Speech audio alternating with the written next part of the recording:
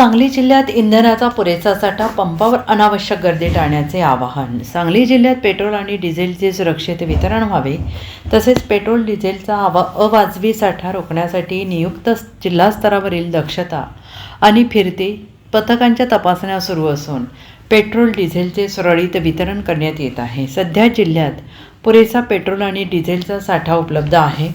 HPCL कंपनीचं petrol 400 kilo litre, diesel 450 kilo litre, BPCL कंपनीचं petrol 810 kilo litre आणि diesel 970 kilo litre, IOCL कंपनीचं petrol 1420 kilo litre आणि diesel 1440 एवढा साठा उपलब्ध आहे.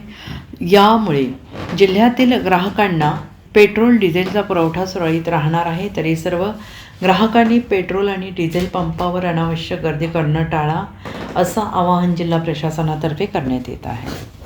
Bureau report, SBN Marathi, Sangli.